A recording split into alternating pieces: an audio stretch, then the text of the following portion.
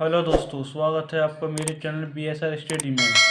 हम चैप्टर 6 पढ़ रहे हैं, आनुवंशिक तथा आणविक आधार। इसमें मैंने आपको फर्स्ट पार्ट पढ़ा दिया जिसमें आनुवंशिक पदार्थ क्या होते हैं, इसकी खोज कैसे हुई।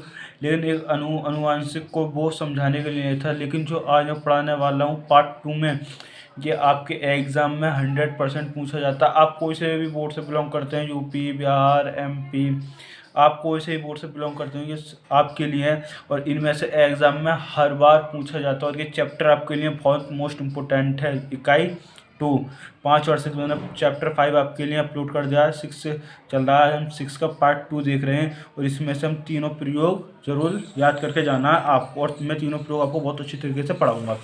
चलो स्टार्ट करते हैं। DNA के आनुवंशिक पदार्थ के पक्ष में प्रमाण, ठीक है ना। इसके तीन होते हैं निर्माण। ग्रेफिट तथा बैक्टीरिया का रूपांतरण प्रयोग, ये पहला प्रयोग है, ठीक है ना। ग्रेफिट ने सन 1920 में प्रमाणित किया कि DNA आनुवंशिक पदार्थ है। क्या? अभी मैंने पहले पार्ट में आपको पढ़ाया था, क्या होता है आनुवंशिक पदार्थ? DNA होता है। क्या होता है? DNA। और DNA और RNA कैसे, हम इन्हें क्या बोलते हैं? न्यूक्लिक अम्ल बोलते हैं। ये दो प्रकार के होते हैं, RNA और DNA। तो ठीक है, उसमें से होता है DNA का आनुवंशिक पदार्थ है।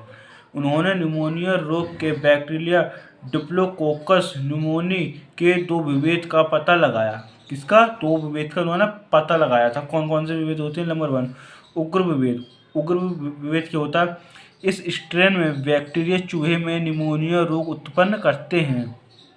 क्या? इस स्ट्रेन जो बैक्टीरिया होता है ना, वो चूहे में क्या करते हैं? निमोनिया उत्पन्न कर देते हैं। कौन से बैक्टीरिया? डिप्लोकोकस न्यूमोनी, ठीक है ना। और एक है अनुरग विभेद। अनुरग विभेद क्या होता है? इस स्ट्रेन के बैक्टीरिया चूहे में निमोनिया रोग उत्पन्न नहीं करते। मतलब जो कि बैक्टीरिया होते हैं ये इसमें क्या निमोनिया उत्पन्न नहीं करते हैं। अब मैं इसे आपको थोड़ा सा समझाता हूँ कि ये कैसे है। जैसे हमने जो ऊपर वाला उग्र विभेद, हमने इसे S प्रकार मान लिया। क्या इसे हमने?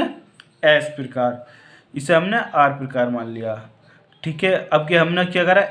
S स्ट्रेन या S प्रकार या स्ट्रेन, आप कुछ भी कह सकते हैं।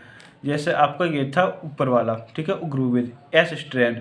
तो चूहे में जब प्रवेश कराया गया, मतलब इसे जब चूहे में जब प्रवेश कराया उग्र विभेद को, तो क्या होता है? चूहा मर गया। क्या होता है? चूहा मर जाता है।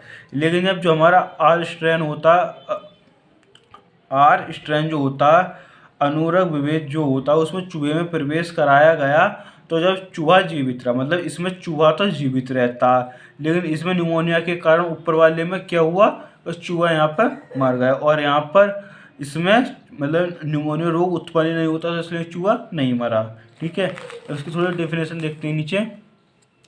ग्रिफिथ ने S स्ट्रेन के जीवाणु को गर्भ किया जिससे वे मर गया। जब मृत एवं स्ट्रेन जीवाणु को चूहे में प्रवेश कराने पर चूहा जीवित रहा। ये यहाँ पर क्या रहा? यहाँ पर ये जीवित रहा। ये R स्ट्रेन ऐसे हुआ जो कि S स्ट्रेन है, मतलब जो बैक्टीरिया है, इसे बैक्टीरिया को क्या कर लिया? इसने गर्म कर लिया। जब बैक्टीरिया गर्म हो गया तो वो क्या होता है? मृत जीवाणु होते हैं। तो जब उसे चूहा उसमें जीवित रहा। परंतु जब मृत एवं स्ट्रेन जीवाणु एवं R स्ट्रेन जीवाणु के निर्माण को चूहे में प्रवेश कराया गया तो चूहा भी मर गया। अभी मैं आपको इसे थोड़ा आगे समझाता हूँ। इसमें क्या होता है? जैसे S स्ट्रेन में जब हमने S स्ट्रेन में जब हमने उसे ताप करा था, क्या होता? मृत होता। तो चूहे में स्थानांतरित मतलब जब इसे चूहे में मतलब इसका प्रवेश कराया गया तो क्या हुआ? चूहा जीवित रहा। मतलब इससे चूहा नहीं मरा, पहले ऐसे मर रहा था, लेकिन जब इसे ताप से गर्म करा तो यहाँ पर क्या हुआ? चूहा मर गया। अब मतलब चूहा पहले मरा था, लेकिन अब ताप होने पर चूहा नहीं मर रहा। लेकिन फिर वैज्ञानिकों ने फिर पता लगाया कि इस मतलब ये है क्या चीज़। तो फिर इन्होंने S स्ट्रेन जो था मृत, मतलब उसे ताप से जो मृत थे, और फिर R, फिर क्या आर स्ट्रेन जो थे ये प्रवेश, तो मतलब ये तो जीवित थे लेकिन ये ताप पर गर्म नहीं थे, ये ताप पर गर्म थे। जब इन दोनों को चूहे के अंदर प्रवेश कराया गया, इस पर लिखा हुआ है आपका स्थानांतरित प्रवेश मतलब एक ही है, तो फिर चूहा मर गया, मतलब फिर भी चूहा मर गया। लेकिन अब इन्हें ये सिद्ध करना था, जब ये यहाँ पर जो कि एस स्ट्रेन है जब ये मृत था और ये आर स्ट्रेन से मतलब फ्यूज़ होने के बाद ऐसे इसमें कौन से बैक्टीरिया मिल गए जिससे चूहा मर गया, कोई ना कोई इन दोनों में कनेक्शन जरूर था। ठीक है, इसे ग्राफिन ने यह निष्कर्ष निकाला कि मृत एवं एस स्ट्रेन बैक्टीरिया से सजीव और स्ट्रेन बैक्टीरिया में कोई ऐसा पदार्थ परागत हुआ है, मतलब इन दोनों में कोई ऐसा पदार्थ परागत हुआ है जो आर स्ट्रेन बैक्टीरिया को एस स्ट्रेन बैक्टीरिया में रूपांतरित कर देता है। क्या? आर स्ट्रेन को एस स्ट्रेन में रूपांतरित कर देता है। अब इनमें कौन से ऐसे पदार्थ थे जो मर गए थे, लेकिन इसे पता लगाने के लिए फिर 3 वैज्ञानिकों ने इसका प्रैक्टिकल किया। अब और ये था इसका दूसरा नियम। अब यहाँ से होता है कि दूसरा नियम, अब उन्होंने तो यहीं तक करा था ग्रिफिथ ने, लेकिन जो आगे के थे उन्होंने कैसे करा, तो मतलब वो 3 वैज्ञानिक थे, एवरी, मैकेलाइड तथा मैकार्टी का प्रयोग। ये 3 विज्ञानी थे, इन तीनों वैज्ञानिकों ने प्रैक्टिकल करा था। ठीक है ना, फिर इन्होंने सिद्ध करा था। इन्होंने कैसे सिद्ध करा था? उन्होंने सन 1944 में तीनों वैज्ञानिकों को रूपांतरित किया जब रासायनिक विवेचन हेतु एक प्रयोग किया। उन्होंने मृत एस प्रकार के जीवाणु से प्राप्त जैविक रसायनों को 3 घटकों में विभाजित किया, मतलब जो तुम्हारे एस प्रकार थे, एस स्ट्रेन, उसे 3 घटकों में डिवाइड किया, डीएनए, कार्बोहाइड्रेट व प्रोटीन। अब आपको पता कार्बोहाइड्रेट में कोई बैक्टीरिया नहीं होता है, या तो इसमें डीएनए होगा या प्रोटीन, लेकिन उन्होंने उस टाइम पर इन तीनों को अलग अलग किया। अब उन्होंने जब तीनों को अलग अलग किया था तो डीएनए वाले भाग को पुनः 2 भागों में विभक्त किया। एक भाग में डीऑक्सीराइबो न्यूक्लियोएज, डीएनए में क्या होता? न्यूक्लियोएज, इसे दो भागों में विभाजित किया था।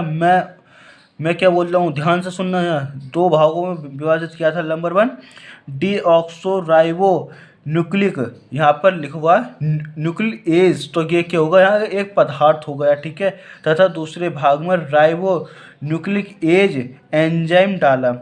ये एंजाइम डीएनए तथा आरएनए को पृथक कर देते हैं, मतलब जो डीएनए और आरएनए होते हैं उन्हें अलग अलग कर देते हैं। इन चारों तत्वों को, जो तत्व थे, कार्बोहाइड्रेट एस प्रकार नंबर 1, नंबर 2 प्रोटीन एस प्रकार नंबर 2 हो गया। ठीक है, नंबर 3 है आपका डीएनए न्यूक्लियोएज और एस प्रकार। ठीक है, ये आपका नंबर 3। अब इसमें चौथा कौन सा होता है? डीएनए एस प्रकार को अलग अलग संवर्धन कक्ष में डाला, मतलब उन्हें अलग अलग कक्ष में डाला गया, तो जिसमें आर प्रकार के जीवाणु थे। क्या थे उसमें? आर प्रकार के जीवाणु थे। प्रयोग से कुछ समय पश्चात उन्होंने यह निष्कर्ष निकाला कि एस प्रकार की उग्रता के विशेष डीएनए पर उपस्थित होते हैं। क्या पर होते हैं? विशेषक डीएनए पर उपस्थित होते हैं। उस मुख्य पॉइंट, इस प्रकार उन्होंने यह सिद्ध किया कि डीएनए ही वह रासायनिक पदार्थ है जो वंशागत होता है, अर्थात डीएनए एक आनुवंशिक पदार्थ है। क्या है? डीएनए एक आनुवंशिक पदार्थ है। अब इन्होंने इसे सिद्ध करने के लिए कुछ प्रैक्टिकल करे थे, जैसे ताप से मृत एस, इन्होंने एस स्ट्रॉन लिया। ठीक है ना, डीएनए लिया, आरएनए लिया, प्रोटीन लिया। डीएनए और आरएनए को हम क्या बोलते हैं? न्यूक्लिक अम्ल बोलते हैं। ठीक है, और जब इन्हें आर स्ट्रेन से, मतलब जब इन्हें दोनों, मतलब इनका क्या करा हुआ? रूपांतरण हुआ। क्या हुआ? यहाँ पर इनका रूपांतरण यहाँ पर करा दिया गया। उसके बाद मतलब यहाँ पर इनका रूपांतरण होता है, मतलब चूहा मर जाता है, इनका रूपांतरण होता है। लेकिन उन्होंने यह चूहा नहीं लिया, उन्होंने यह कुछ और चीज़ लिया था। तो यहाँ पर मैंने आपको बताया था रूपांतरण होने के बाद जैसे उसमें चूहा मर रहा था, लेकिन यहाँ इनका रूपांतरण होता है। अब ताप से मृत S strain plus DNA plus protease एवं RNAs क्या होता, वो RNA में ये पदार्थ होता RNAs, ठीक है। अब ऐसे प्रोटीन में क्या होता, प्रोटीएज। तो इन दोनों का तो यहाँ पर कोई मतलब नहीं है। अब मतलब यहाँ पर जो हुआ, अब जैसे इसमें आर स्ट्रैंड का जब इनमें आपस में क्यों हुआ, इनका भी रूपांतरण हुआ। अब इनका रूपांतरण होने के बाद एक चीज़ तो यहाँ समझ में आ गई, जो यहाँ पर पदार्थ है, अनुवांशिक पदार्थ, या वो क्या हो सकता है, वो DNA हो सकता है। लेकिन इन्होंने इसे सिद्ध करने के लिए फिर एक और प्रैक्टिकल किया। ताप सेम रहता है, एस स्ट्रॉन, फिर DNA, ये DNA के अंदर पाया जाता है, DNA plus protein plus RNA। जब इसमें R स्ट्रैंड हुआ तो इसमें क्या हुआ, रूपांतरण नहीं हुआ। क्या हुआ, इसमें रूपांतरण नहीं होगा इसमें, क्योंकि यहाँ DNA था, इसलिए यहाँ रूपांतरण हो रहा था। इसलिए इसे एवरी मेकेलाइट तथा मेकार्टी का प्रयोग कहते हैं। आज मैं आपको दो ही प्रयोग पढ़ाऊंगा, एक प्रयोग मैं आपको अगले पार्ट में पढ़ाऊंगा। अगर आप मेरे चैनल पर नहीं हैं तो मेरे चैनल BSR स्टडी को सब्सक्राइब करना ना भूलें, मेरी वीडियो को लाइक और शेयर करना ना भूलें, क्योंकि तीसरा जो प्रयोग है बहुत ही ज़्यादा मोस्ट इंपॉर्टेंट है। वीडियो ज़्यादा लंबी हो जाएगी, इस वजह से मैं इसे एक अगले पार्ट में बनाऊँगा। अगर आप मेरे चैनल पर नहीं तो मेरे चैनल को सब्सक्राइब कर लीजिए।